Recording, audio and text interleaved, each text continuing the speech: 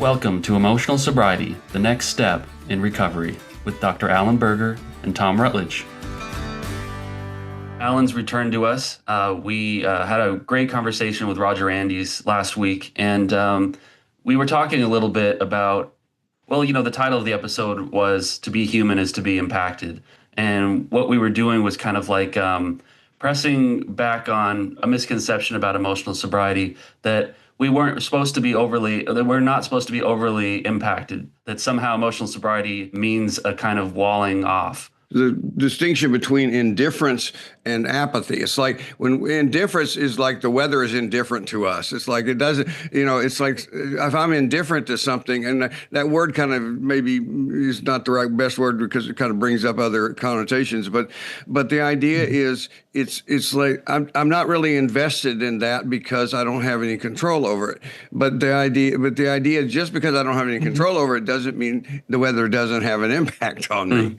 We were going to work our way over to this new episode title for today, Proficiency instead of Perfection.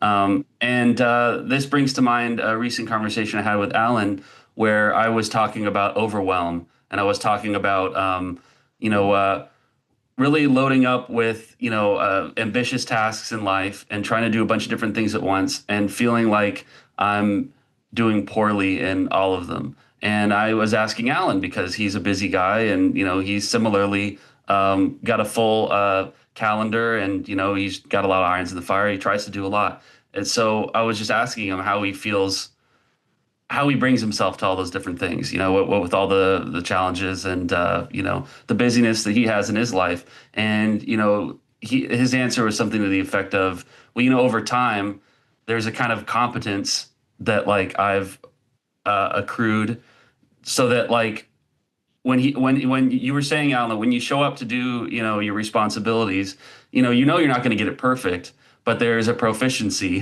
that you feel that you could bring to bear, that that you can be reasonably confident about, and that's just a product of kind of doing it over time, and just having kind of an easy relationship with your own capacity. And so that's maybe something we could speak to today. I have a hard time getting to proficiency. Allen has already helped me, and he hasn't spoken a word.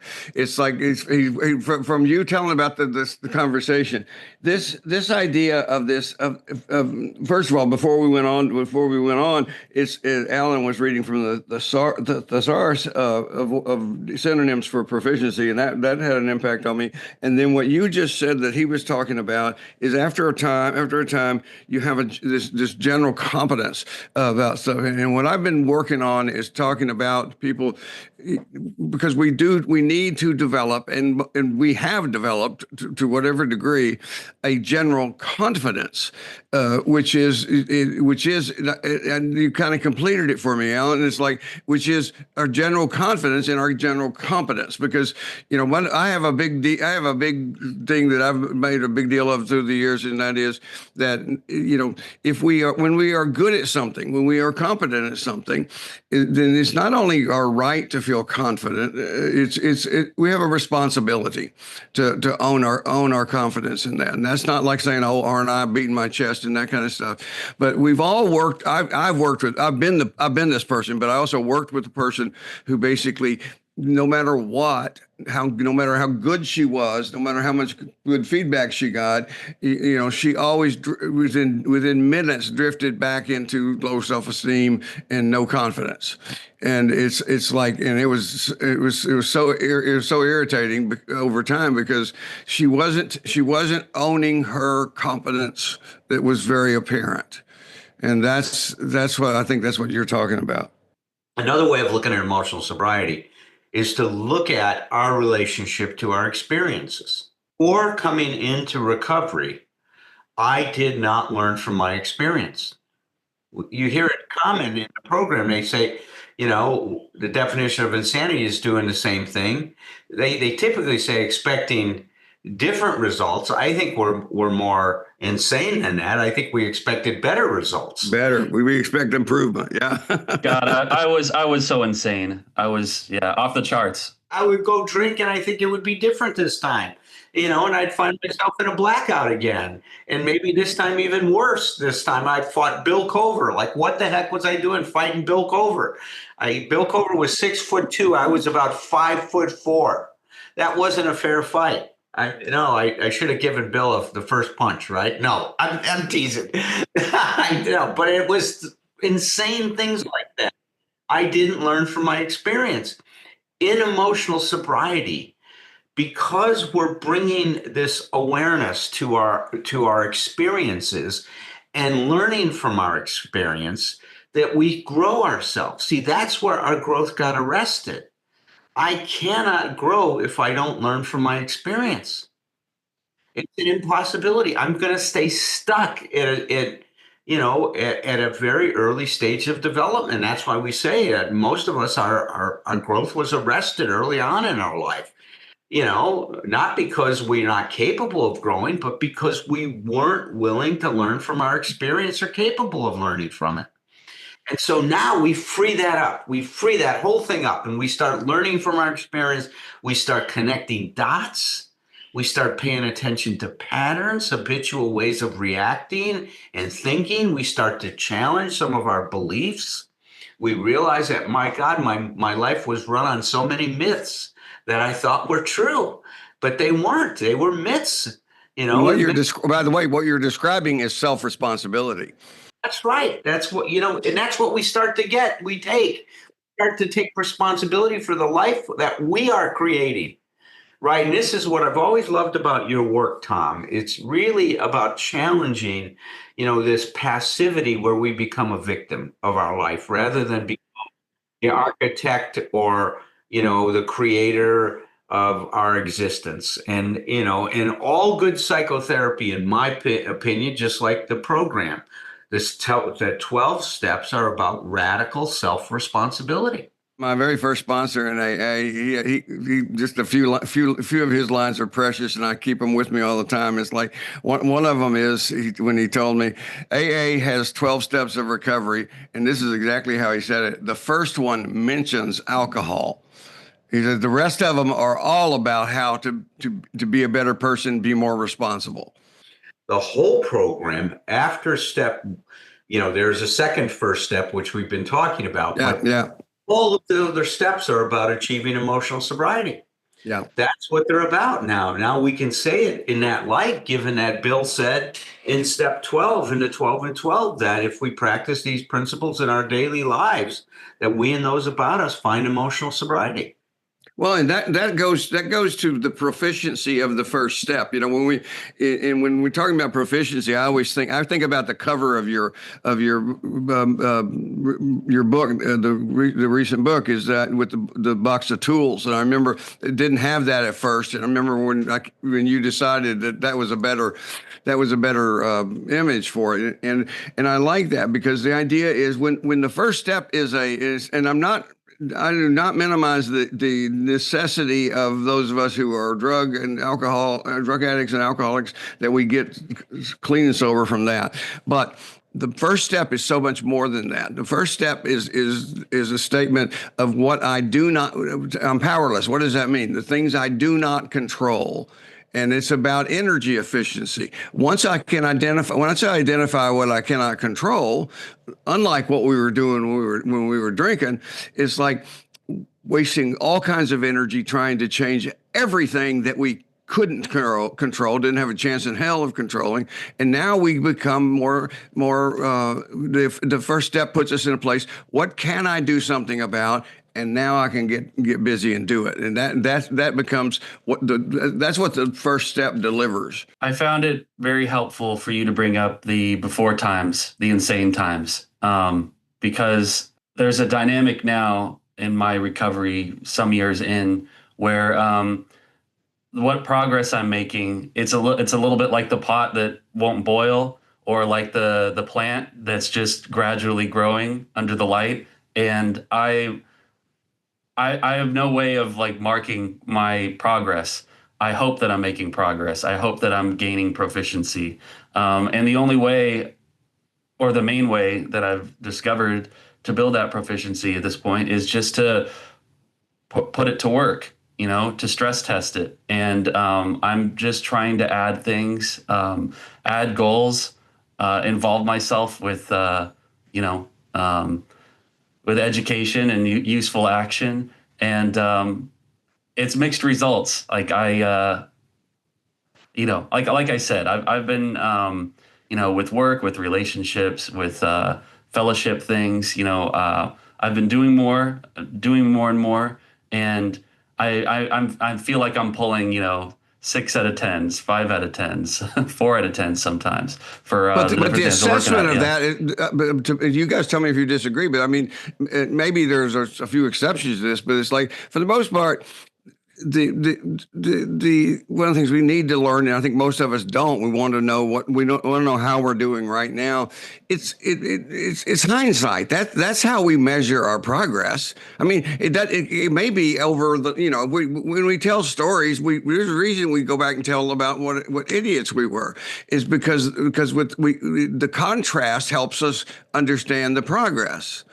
But there's also small ways like that. I mean, you can realize what you did right yesterday easier than you can know that you're doing it right then, and because that kind of paralyzes us if we think we're having to figure out if this is because that's the perfectionism. Am I doing the exact right thing, or am I using my intuition and instincts to take a direction, and I'll review this soon. Well, right, because paralysis comes very easy to me. Like I feel like one of the It's a main it's a things. talent. It's a talent you have, right? Right. No, but it's ever present. It's like that's my resting speed is 0. Is just like, and so if I'm not pushing against it, it makes my life very frenetic. I don't mean to get too into the weeds about my own experience, but like I feel Hmm. like yeah. Anyway. No, no, listen, I love that. It's a talent. It is. Look at some of our character defects we hone to perfection. There's no question Yeah. about it. I mean, because we really believe that that's, what we needed to be okay. That was our adaptation as we talk about it. But, It was our look, best effort. That's the thing. We were doing our best back. Our best is hopefully always getting better. But it's like if I tell a story well into my recovery, but from 15 years ago, it's like I would like to think that basically my expectations of myself today can be higher than that because I can function better than I did 15 years ago. It's like so we do want to just make room for ourselves to just continue to grow. that's it. And see, that's what we started with, and it is an interesting thing because Harry Tiebout said an interesting thing that really was behind this idea. Because we talked about proficiency, not perfection, right? It's not perfection. It's the same idea that we're striving for that. But because, as Tebow said, the ego or the false self has an uncanny way of trying to regenerate itself, that we start to apply this perfectionism into our program. And we start to now demand, and this is how we can tell if we're going down that path again, is that now things become compulsive. We must do it this way or it's not okay. And that becomes Yeah. problematic. That becomes problematic as soon as it becomes compulsive, meaning we lose the choice. And see, that's what happens here. If we could boil emotional sobriety down to one thing, and I've heard you say this, Tom, and I've echoed this too in my teachings, is that emotional sobriety is about regaining our choices in life. Yeah. At some point, we lost those. And emotional sobriety is about regaining and recovering our ability to make these choices, about being able to live in that pause long enough to see what our possibilities are, our alternatives are, and choosing amongst those the best possibility. I'm noticing a real commonality between you two that you're you're a live free or die type, both of you guys. I mean, you don't seem to be fit into anybody else's framework very comfortably. Is that fair to say? Well, I've been trying to make Tom into my image for a long time, and I've just given up on it. It's an impossibility. Trying to stick that guy in a box is like I think of my higher power in the image of Allen. It's like, yeah. Or like a friend of mine used to say, when he was another therapist, he would say to people, he said, let me help, turn it over to a lower power. It's like, what? I'm curious. What does live free and die mean, or die mean? I know. I think it's that old revolutionary flag freedom. Well, yeah, but I'm when you said it, I was thinking, I don't think that applies to me, but I'm curious. Well, you don't seem to be working anybody else's program. You made your own program and something that makes sense to you. And, you are ensconced by, a world of your own making. No, I tell you, the smartass is always the first one that speaks on my committee. He said, you're not working anybody's program. I'm going like I've already tried and everybody's rejected me. Nobody's cooperating with me. So I'm just working on myself now. It's like, but, no, okay. If I like that. I like that you can see that, because that, again, that's what I was saying before. That's energy efficiency. I mean, we waste so much energy trying to I mean, it's just that, I know I'm maybe probably overemphasize the serenity prayer stuff, but it's like, this is a brick wall. I'm beating my head on it. I'm sitting there.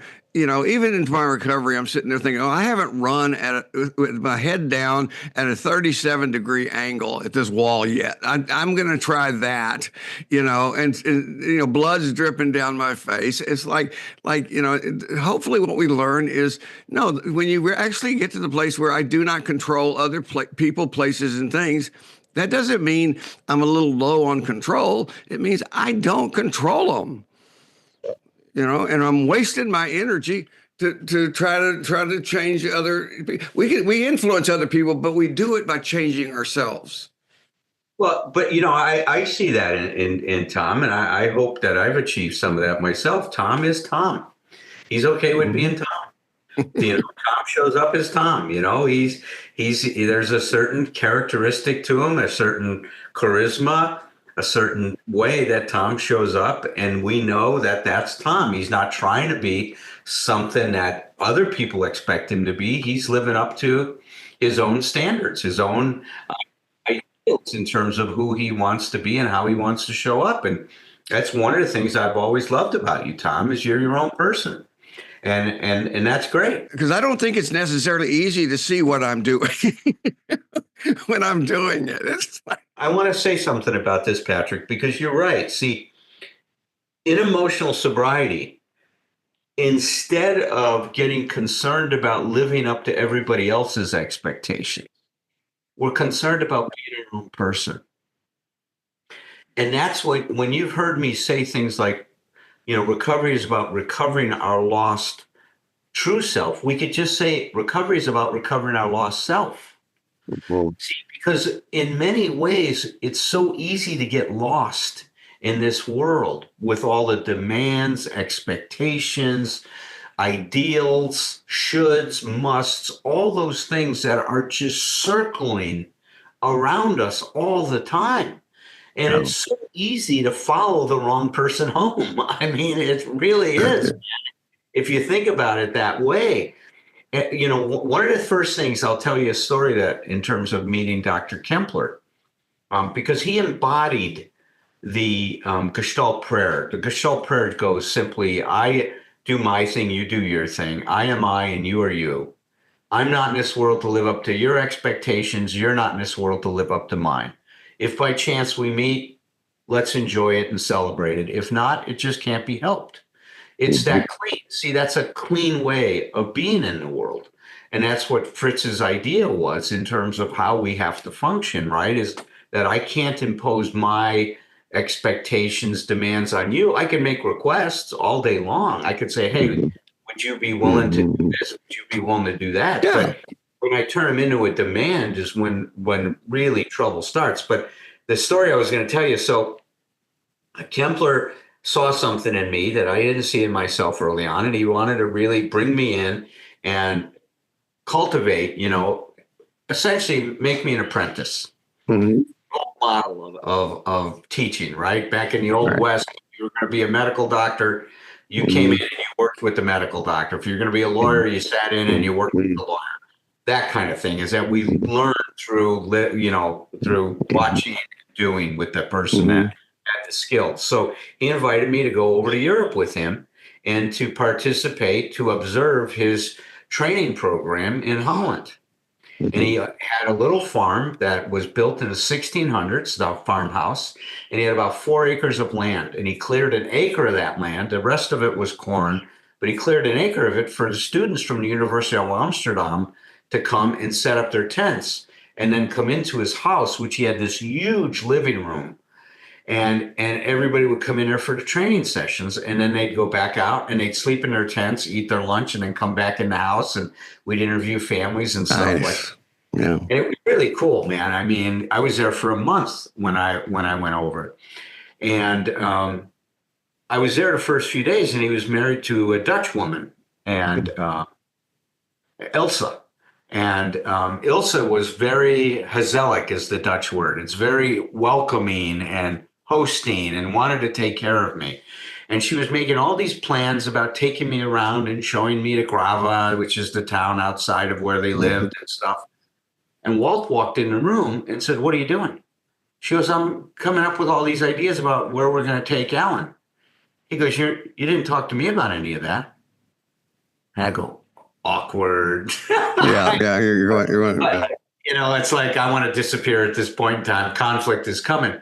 But what his point was that you don't get to decide what I'm doing without consulting me to see if I'm interested.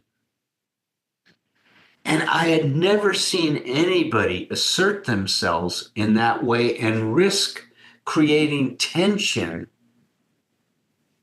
to be considered. He wasn't going to let her erase him, and he wasn't going to just be a good host when he wasn't being consulted to be a part of it. And I'm telling you, that blew my mind. I had never seen another human being operate where he wasn't standing against her. He wasn't saying, "You're wrong for wanting to do this with Alan." He was saying, "You're wrong for including me in plans that you didn't discuss with me." It was wow. It was like, God, this guy was himself. And I'd never seen anybody own themselves in that way that he owned himself. And it was a big lesson, man. And I'm telling you, I saw that play out from, I was with Walt for almost 20 years. And I saw him hold on to himself so well under some situations that were very challenging. And most of the time, he wasn't perfect by any means, but most of the time, he was able to find that line of holding on, standing for himself without standing against you. Yeah. And that was an amazing skill that I saw in him. I mean, he looked like a grown up. I mean, it was, from my perspective, I'm like, what? I was probably in my 30s at that point in time. I'm like, wow, this is what grown-ups look like. I mean, this is how it was quite inspiring to me. You stand for yourself, you win. If you stand against someone else, you lose.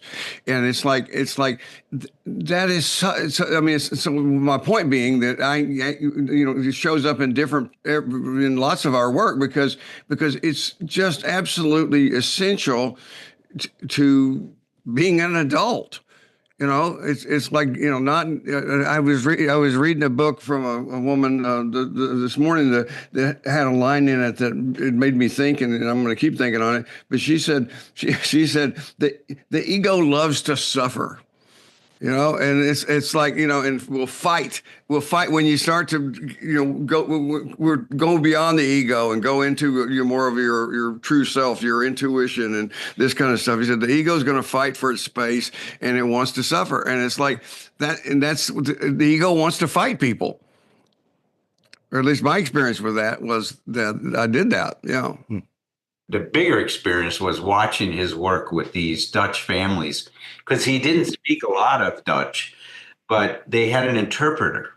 And I could see how universal some of these issues were, about how the issues in families, the givens and the struggles that they had are cut across culture. It occurred to me with the proficiency instead of perfection, that you look great, and you told me that you've been back exercising since your surgery.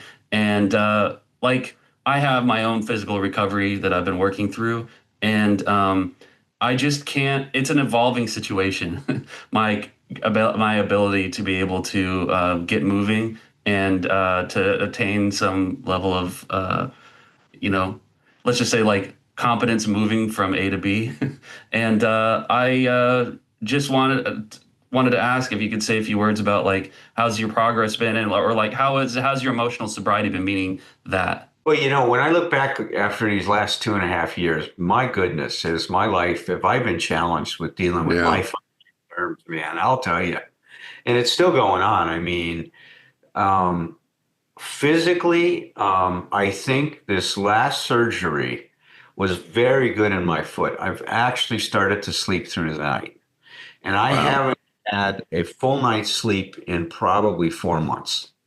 And I was really, really struggling through the day. I'd have to take 2 or 3 little cat naps. I get a lot of rest in 5 or 10 minutes if I lay down. But it's no way to live my life. I mean, I'm just, staying on that edge all the time of feeling very tired and fatigued. So that's been wonderful.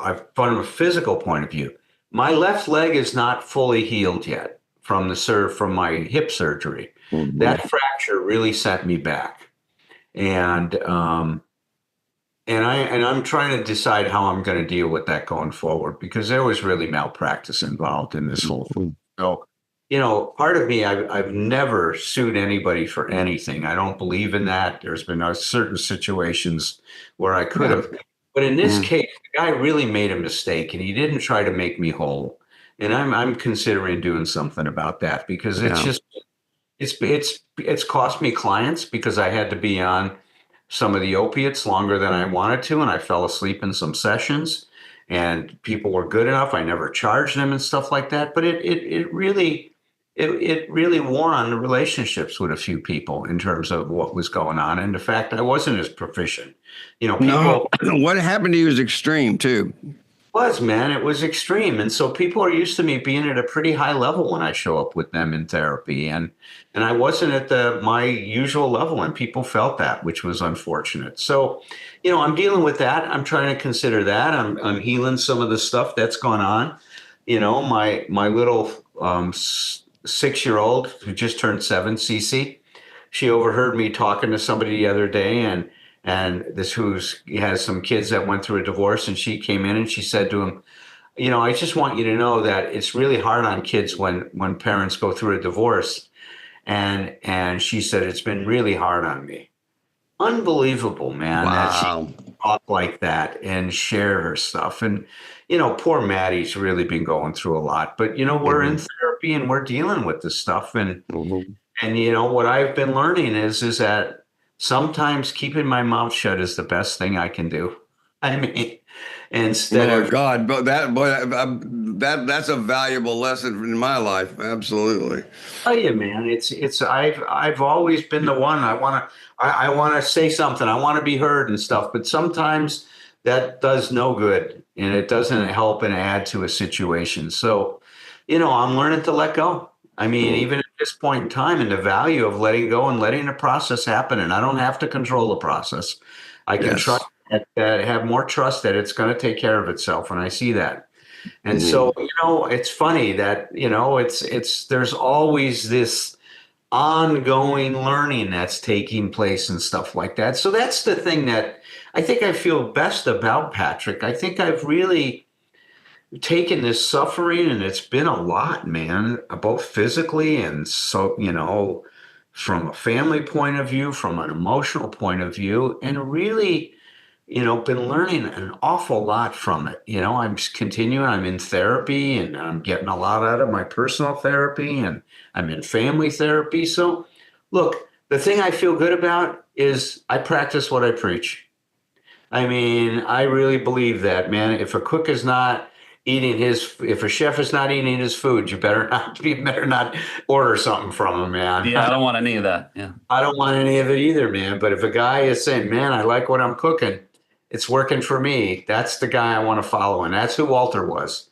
And hopefully that I'm able to achieve some of that in my own personal life. Absolutely.